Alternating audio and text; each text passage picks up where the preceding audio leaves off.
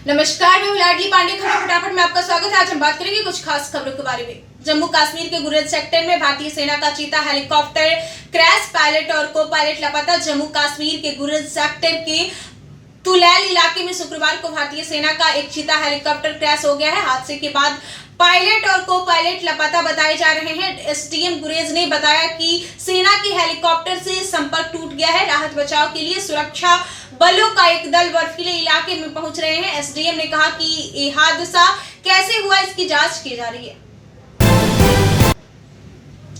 लखीमपुर खीरी मामले में एक गवाह पर हमला, 15 मार्च को जमानत के खिलाफ याचिका पर होगी सुनवाई। लखीमपुर खीरी मामले में याचिकाकर्ता की वकील प्रशांत भूषण ने बताया कि उनके एक गवाह पर गुरुवार रात को हमला हुआ, जिसके बाद वकील भूषण ने एससी के मामले में जल्द सुनवाई की मांग की है। अब आशीष मिश्रा की जमानत के खिलाफ याचिका पर 15 मार्च को सुनवाई होगी। इससे पहले सुप्रीम कोर्ट ने कहा था कि मामले की सुनवाई 11 मार्च को होगी, लेकिन इससे लिस्ट नहीं किया गया था।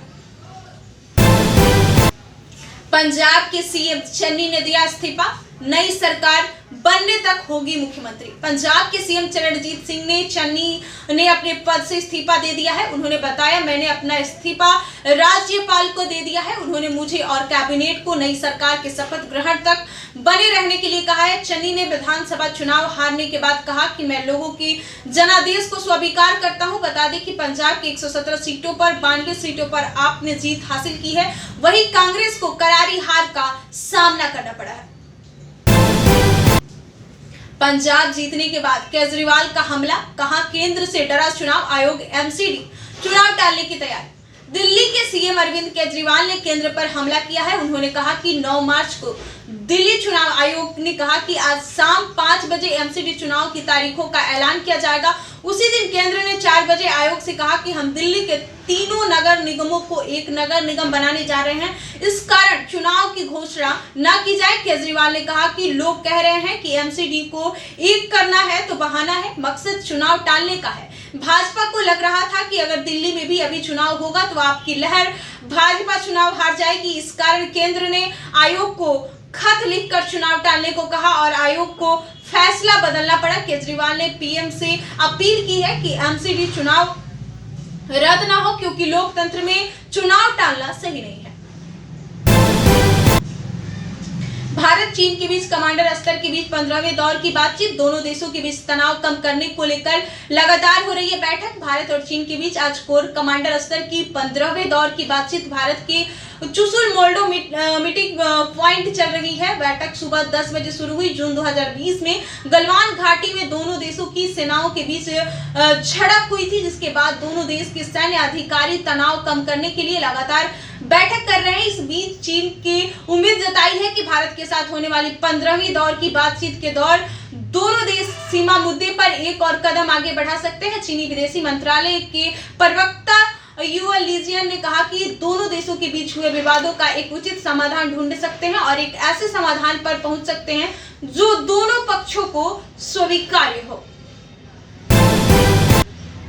2 साल बाद अमरनाथ यात्रा के रजिस्ट्रेशन अप्रैल से शुरू होंगे। श्री अमरनाथ श्राइन बोर्ड में 2022 की यात्रा के लिए ऑनलाइन रजिस्ट्रेशन की घोषणा कर दी गई है, जो अप्रैल से शुरू हो रहे हैं। इस दौरान एक दिन में 20,000 लोगों का रजिस्ट्रेशन होगा।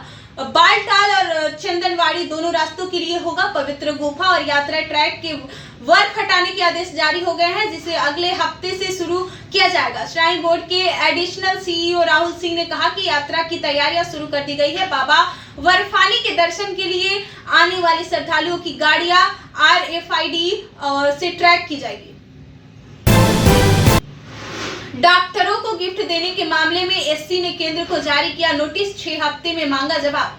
डॉक्टरों को गिफ्ट देने के मामले में सुप्रीम कोर्ट केंद्र सरकार को नोटिस जारी किया है।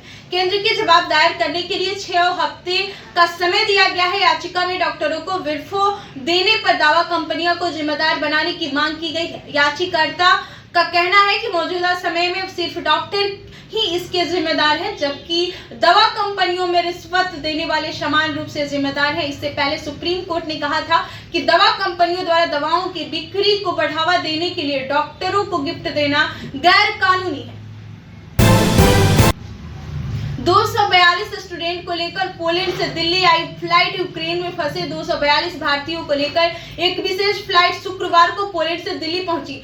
सुमी में फंसे एमबीबीएस के स्टूडेंट ने बताया, जिस दिन ये वे निकले थे उस दिन भी शहर में बमबारी हुई थी। भारत सरकार, रेड क्रॉस और भारतीय दूतावास की मदद से बनाए गए ग्रीन कॉरिडोर ने उन्हें सुरक्षित बाहर निकाला। ऑपरेशन गंगा के तहत भारतीयों को यूक्रेन से सुरक्षित वापस करवाई गई। जेल में ही मनेगी लालू की होली। लालू बोले, ये तो होकर ही रहल बा। अगली सुनवाई 1 अप्रैल को लालू प्रसाद यादव की होली। फिलहाल जेल में ही मनेगी। लालू की जमानत याचिका पर झारखंड हाईकोर्ट में सुनवाई हुई है। सुनवाई के दौरान जस्टिस अपरेश कुमार सिंह की अदालत के लोअर कोर्ट का रिकॉर्ड मांगने का निर्देश दिया है। साथ ही अदालत ने कहा है कि अगर सीबीआई लालू की जमानत याचिका पर जवाब देना चाहती है तो कोर्ट में दाखिल कर सकती है। मामले अगली सुनवाई 1 अप्रैल को होगी। सूत्र दावा कर रहे हैं कि जब अधिवक्ता ने लालू यादव को कोर्ट के फैसले के बारे में जानकारी दी तो उन्होंने बस इतना ही कहा कि वो हो कहीं के रहल हा। शिवसेना सांसद बोले, यूपी में बीजेपी की जीत में मायावती और ओवैसी के योगदान दोनों को मिलना चाहिए। भारत रत्न और पद्म भूषण 5 राज्यों को चुनावी नतीजे आने के बाद शिवसेना नेता संजय राउत ने कहा कि यूपी में भाजपा की जीत में मायावती और ओवैसी का योगदान है। इन सबको पद्म भूषण और भारत रत्न देना चाहिए। उन्होंने कहा कि बीजेपी को बड़ी जीत मिली है। यूपी उनका राज्य था, फिर भी अखिलेश यादव की सीटें बढ़ गई है। संजय राउत ने आगे कहा है कि चिंता का विषय है यह है कि भाजपा को एक नेशनल पार्टी है, उसे पंजाब की जनता ने पूरी तरह से नकारा है। आज की खबरें फटाफट में बस इतना ही। कल फिर मिलेंगे कुछ अहम और खास खबरों के साथ। बने रहिए बीबी न्यूज के साथ।